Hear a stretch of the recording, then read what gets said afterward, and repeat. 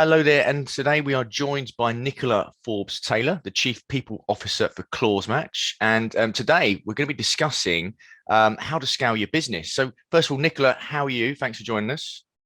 Lovely to be here, Paul. Thanks for inviting me. Thank you very much. Look, I think before we dive into this, it'd be great if you gave us a little bit of a background on your career, your journey, and what you're up to now at Clausematch.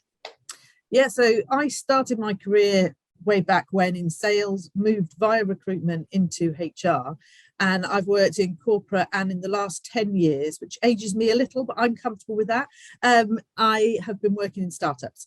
So I've worked helping startups scale.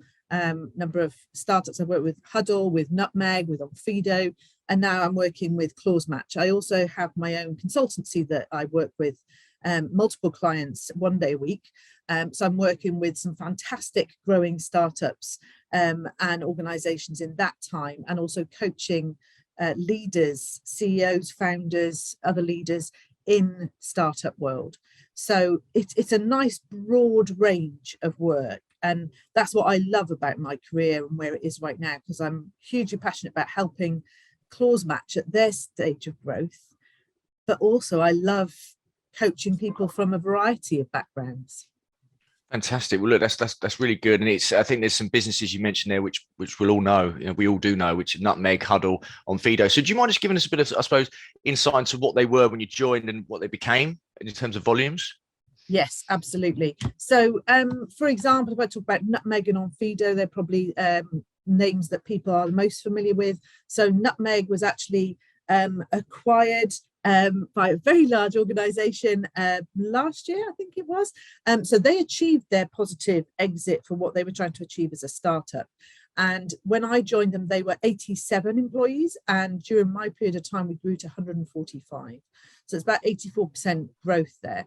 And then when I was at Onfido, I joined to help them through a transition period as interim chief people officer there. And that was going from 160 to 270. And that was in a much shorter period of time. And so that was a really exciting period, challenging period, but exciting as well. So it's been some really fast-paced growth. I'm really passionate about sustainable growth as well, which I know we've talked about with my article around how you scale a business that people don't talk about. But I'm really passionate about that sustainability piece as well. But I've seen the challenges from going from, sub 100 or around that 150 to the next level up, because those are some critical points around making sure you just haven't got that revolving door going on. Amazing. And tell us a bit, for those who don't know, tell us a bit about Clausematch as a business and also the vision for them. So Clausematch is as an organization, started out working with legal companies. It now works with fintech. So we work with startup fintech as well as some of the largest banks in the world. So their clients are wanting to ensure that they can be compliant, but in a really sustainable way. So what Clausematch does is allow you to literally match the clauses in the requirements in legislation and in the requirements in your own policies for your own compliance with that legislation, and doing it in an interactive way that we have our own proprietary database, which enables you to map it, which helps you plan your time and plan your activity to be keeping up to date with all the compliance. Because having worked in startups, not worked in large banks, but even in startups, keeping up to date in the fintech world with compliance is really challenging, and it's often very manual. So what this does is allow it to be tech enabled and faster paced and more reliable. It enables you to show to the regulator what you are doing and making sure you're on top of it. Wicked. And what's the vision in terms of the scaling at Clausematch, if you could share? So, yeah, well, what I can share, I won't share all of it for top secret, but what I can share is it is global growth plans. So we're working with financial organizations around the world, but also our big hairy goal is to actually broaden our scope from just finance. We work, for example, with some education organizations, because anywhere, and environmental organizations, and also utilities. We already have some of those clients, and we'd love to broaden that out in the longer term, because anyone that needs to be compliant with regulation and demonstrate that to a regulator anywhere in the world, by using Clausematch, they can actually map, track, keep on top of and demonstrate their compliance with regulation. So global domination is the plan, but focusing on finance first, but then diversifying. Global domination, love it. Okay, so in order to scale your business, where should you start strategically? The biggest thing that I would say, which isn't a HR answer strictly, but as a leader, the biggest thing you need a very clear vision and business plan. So whilst we've talked in broad strokes there about Clausematch's global plan for growth, what does that mean? What are the pillars? What are the goals at a business level? So what does that mean for the client growth? Which client focus areas, what verticals are you going to go after, for example? What does that mean for your product or your service? How are you diversifying, as I've referred to? Or how are you staying focused? Is it about laser focus? Is it about diversification? Is it about retaining and growing within your clients? Or is it about the expanding and having a certain number and market dominance of clients? So what does that mean in terms of what you offer and then what you need to build internally? What does that mean in terms of hiring? One of my pet hates is we're going to double our headcount. And I'm sure people listening get that all the time. And my question is why? I've worked with some scale-ups where I said, well, we've got efficiencies of scale here. Because actually when you're scaling, it's not about just doubling headcount because that's what you had last year. What got you here is actually some exponential growth, which now you can leverage some stability on.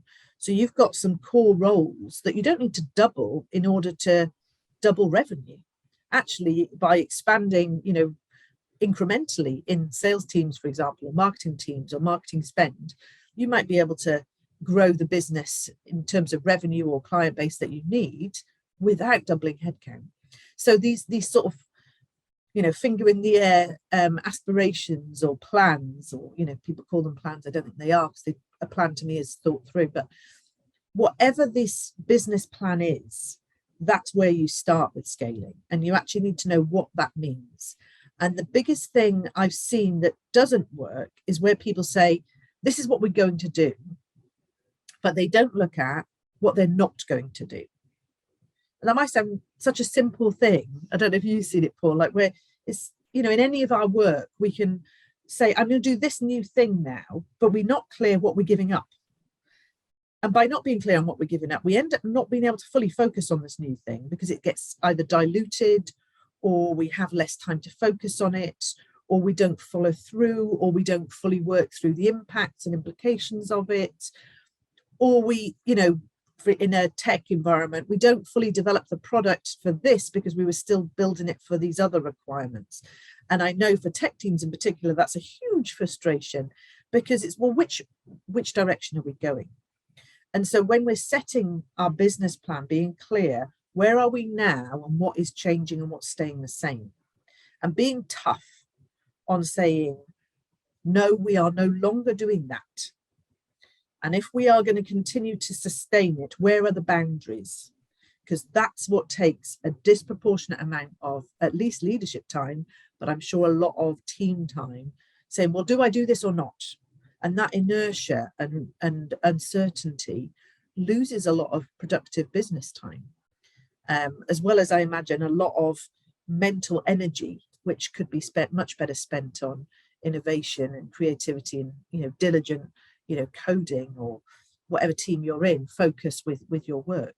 So creating your business plan, I would say, is the most important place to start. And if you've got high level goals, and a lot of HR leaders that I work with say, oh, my business has sort of high level goals. I said, so what does that mean practically? I don't know.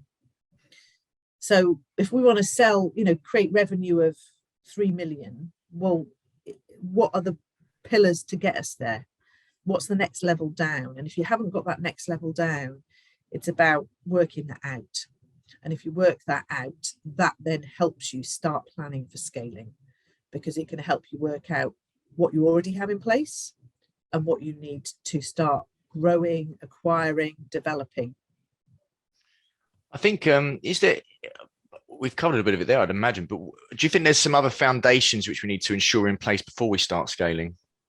Yes. So if we take this then into the HR and talent world, I've written an article which people can read on LinkedIn, which is the 3 things to know about scaling that nobody tells you. And my 3 things, actually, my number 1 is your internal recruitment team.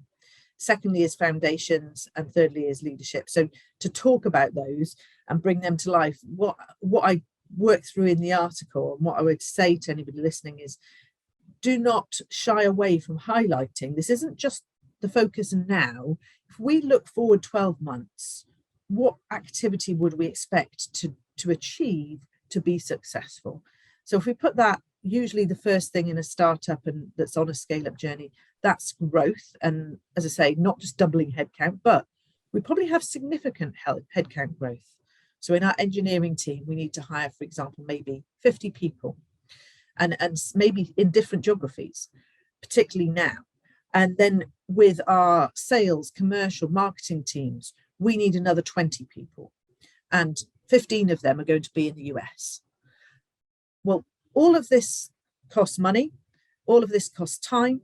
Whereas if we just say, well, what do we need this month? We could say, well, we only need 5. You start thinking, oh, well, that's not much with agencies. Actually, forward planning, working out on average what percentage of roles would be placed by agency, what percentage of roles would we expect to run internally, what percentage of roles we don't know how we would hire them, and then map what the potential cost could be and start looking at how many people you need in your TA team. Because what I found is there's a reticence to bring talent in to actually do the hiring, but I'm a huge believer in an internal team. It's just has exponential power for mapping and replicating and developing culture fit so that people who join stay, and actually helping people and seeing, I think it's a real, I've heard from TA people in my teams, a real joy to actually see people who join then progress. Whereas as an agent, an external agency, you don't get that. But actually being part of something, I think it's more meaningful for the recruiter, but I also think it's better for the candidate who becomes the employee. They tend to stay longer, they tend to grow and progress. I've seen that model, not exclusively, good recruiters will do a great job, and often that means that they stay. But for me, for those reasons, and also from a cost perspective, always look at business costs first and business risk first. If we want retention, we want great quality, and we want to do that at the most effective way possible, when you're scaling, make sure that you build up your TA team first, because you will lose focus. If you need halfway through, you think, oh, we now need an extra talent acquisition person. Well, if it takes you 2 months to get them, you're behind on your plan. Bring someone in early, the costs will outweigh what you're paying with agencies. So that's the first thing I would say in terms of foundations. The second thing is the actual foundations themselves, the infrastructure. What we often think of with startup is sort of happy, wonderful chaos.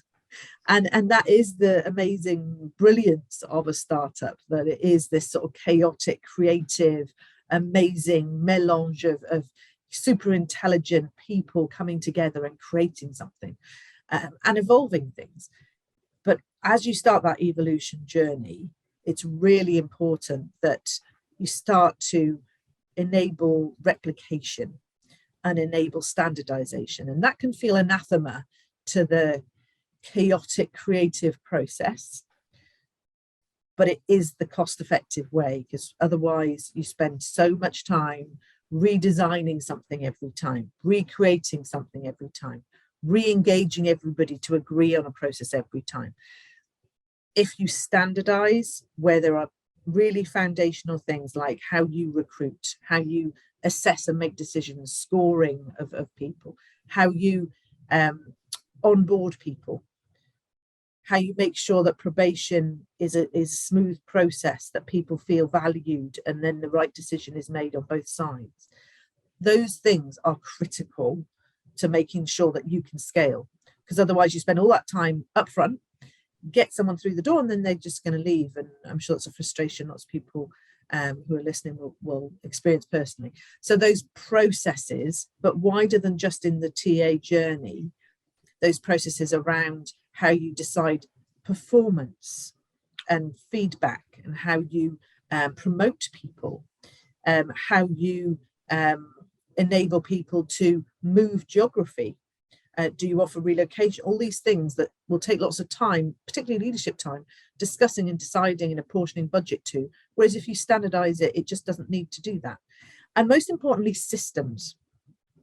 Having a HR system, and I've worked with HR systems that just do not offer reporting. And I just think, why would you design a HR system that doesn't offer reporting? Shout out to any company. I could name some now, but I won't. Why have you created systems that don't have any reporting functionality? We will always leave your system 100% of the time, because whilst you're selling to startups who feel like, oh, this feels a bit Facebooky, this is great. The moment a HR professional comes in, they will look at it and say, well, I can't do any reporting from this. We have to move from it.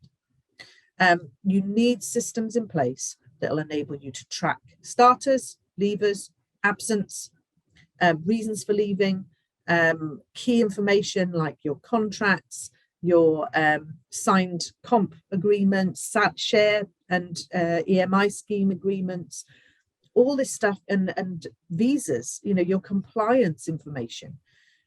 As you grow, and particularly for people listening, when you go through investment rounds, you need to run those reports.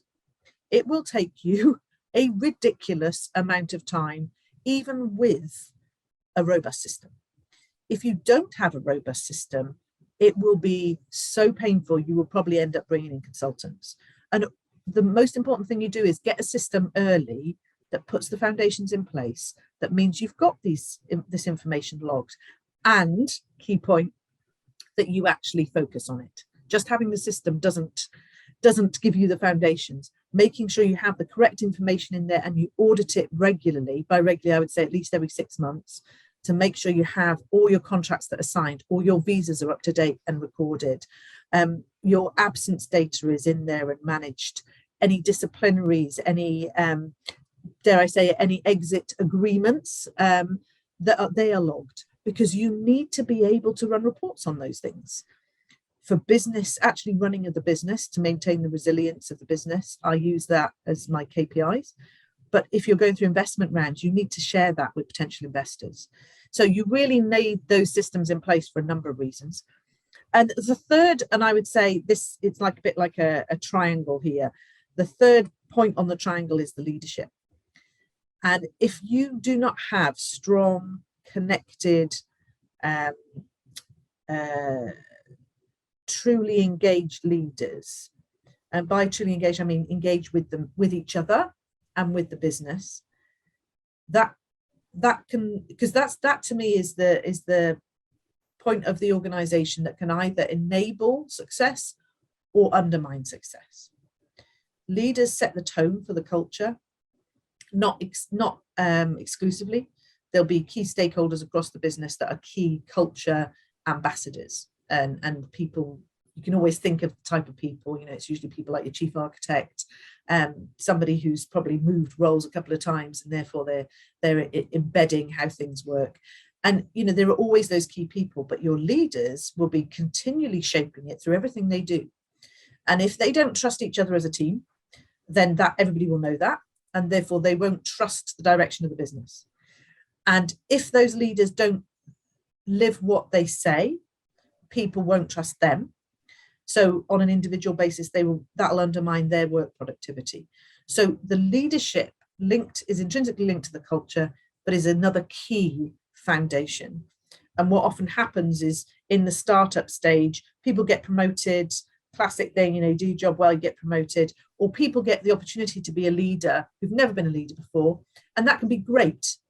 But if you don't then invest in them to give them the leadership skills, mindset, behaviors, and enable them to sort of live and breathe them, you're setting them up for failure, and you're setting a business up for failure. Because as you grow, it's a bit like those three things: your ability to recruit sustainably, your ability to build on your structure of systems and reporting, and your repeatability of your processes, and your leadership. All those things will crack as the pressure increases. So as you scale, the pressure increases, you need to do more, and those cracks will just open. And so I would say focus on those three things. Really, really interesting and really, really clearly defined there. So thank you for that. But how does that tie into I suppose, your blueprint plan of scaling a business? If you were going to kind of top line, draw it out for somebody who's looking to do what you do and have done so well, what does that look like? The most important thing I would say is, and it is the classic thing, when you go in as a HR leader, make sure you're listening, make sure you're obtaining lots of insight from people. So something I've done, and it's been amazing at Clausematch, is to run some workshops to understand the employee experience and the candidate experience and get insights from current people within the business of how they feel it works well, where they feel like we could do things more. And then I can layer on top of that my insight and my exposure elsewhere to other approaches that I can then put together proposals of how we could make choices around doing things, continuing with some things, changing some things, but starting with that listening approach. So running workshops to understand what the approaches are, looking at your data, and also, as I've done in every role, run an audit. So I was just indexing on the point around making sure you're compliant, which I would do, Clausematch, but making sure you're compliant with your systems, making sure you're compliant with legislation around people's right to work, having those right to work documents on file, making sure those visas haven't expired, making sure that your sponsorship agreement hasn't expired. All this stuff needs to be monitored and managed. In a startup, it's so chaotic, these things get forgotten. As you're scaling up, not good enough. This now needs to be monitored and managed.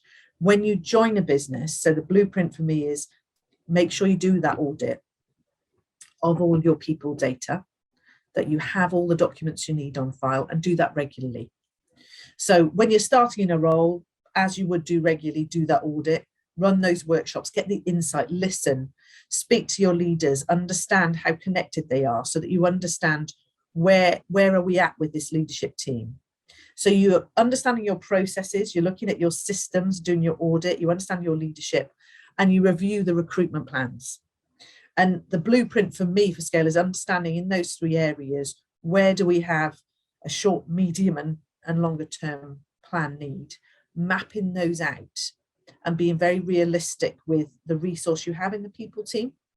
So it's not as simple as, unfortunately, Paul, like do these 5 things, because it's a bit of a this is where the expertise comes in. It's understanding where the trade-offs need to be, and that's the challenge, and that's where you're processing and working with the leaders to understand where the pressure points really are, to read between the lines, to understand what changes might be coming up ahead, with your expertise of knowing what's happened before when you've done things, what you want to push, because you really recommend that if we don't do this, I've got a sense this is going to trip us up, or I've seen it trip people up before.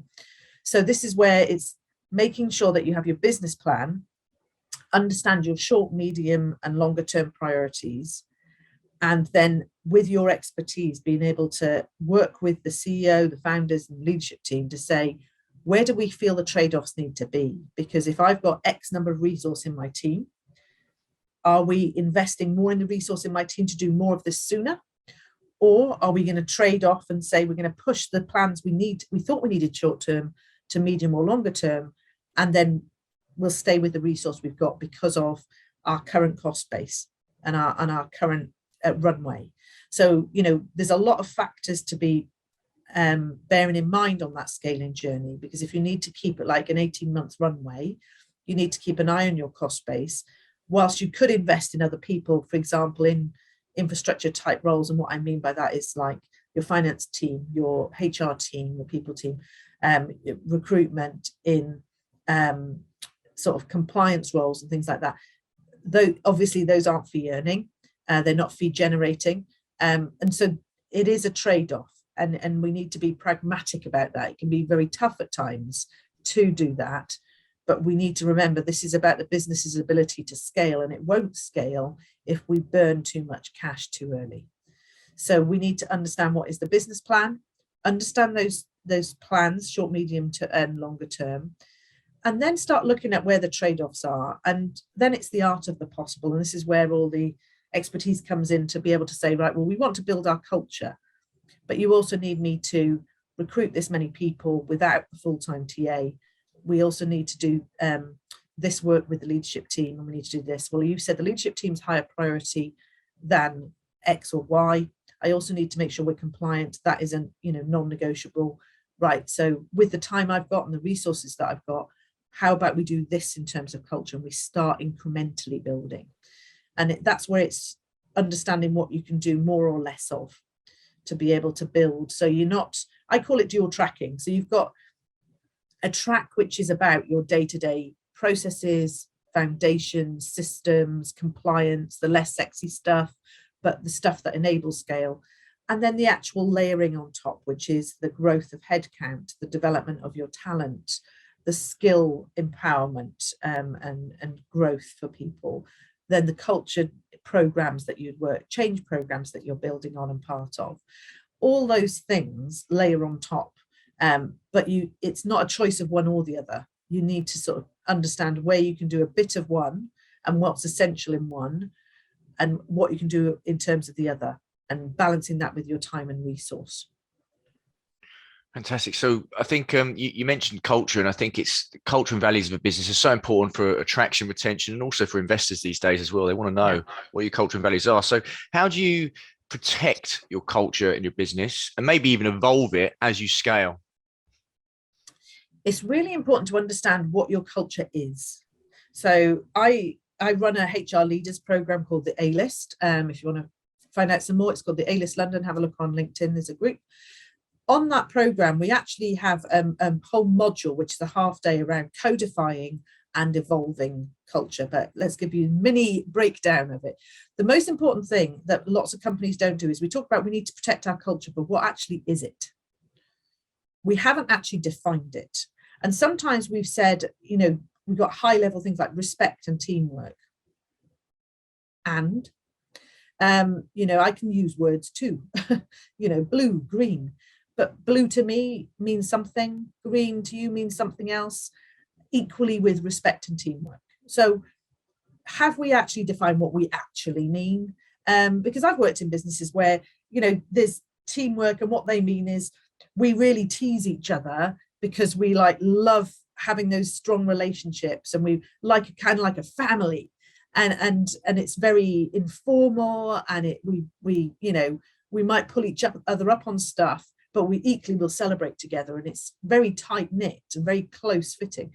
To just say teamwork, that doesn't describe that. Equally, you have other companies that talk about teamwork, and what they mean is we deliver on our goals, and it's a lot more maybe corporate. Some people might say a lot of the relationships aren't as intense. I think that intensity is a key definer for the former model.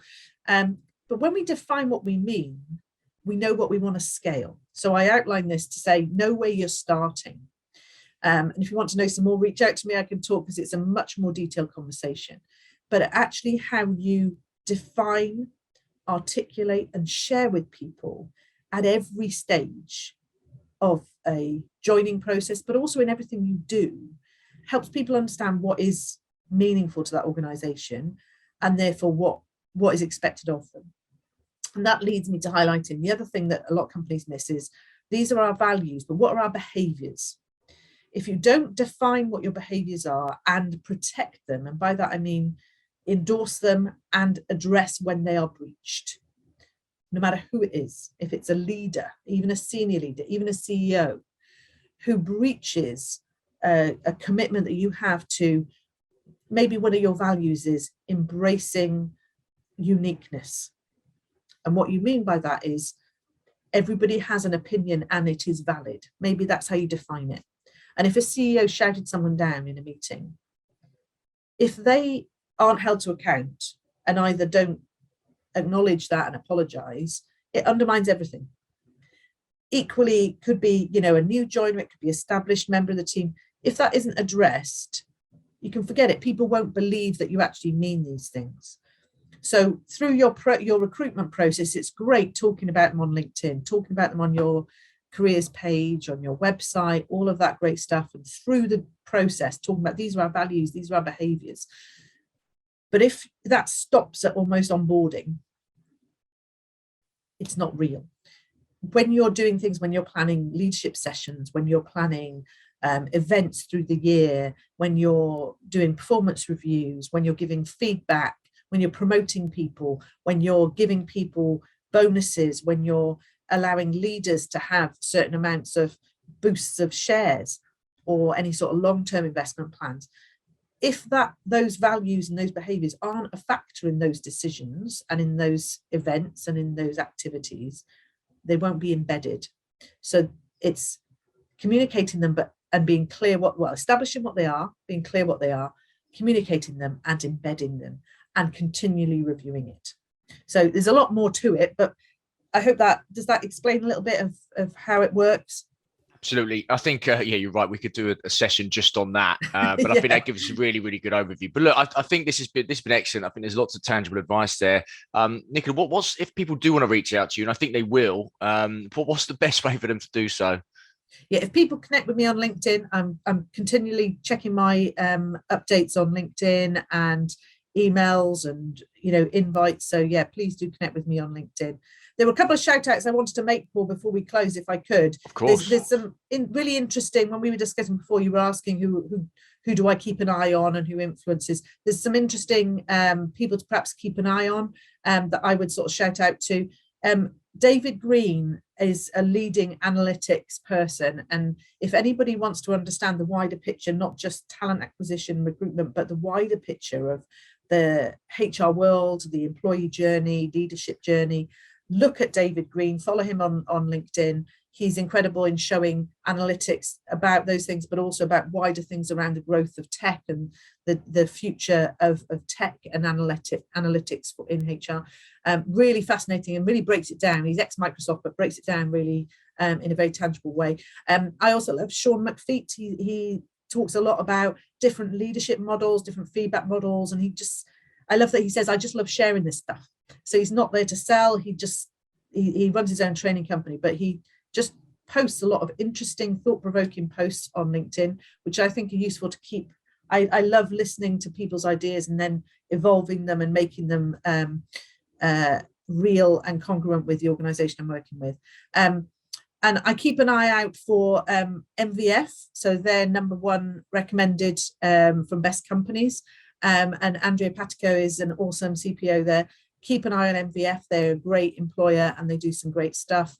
I also keep an eye on Reward Gateway. They do employee engagement and reward sessions. So they do, I think it's called Engagement Excellence. I can't quite remember the name of the conference they do each year, but they recognize companies that do great culture and engagement work. And it's a great way to learn and listen from other companies that have done some great stuff. And the last thing I wanted to shout out with people is there's so much we can do, that there's a TED talk I watched recently and it's been talked about quite a bit. And if you haven't watched it, I really recommend it. It's Mahush Samaradi, and she talks about how powerful it is when our brains do nothing.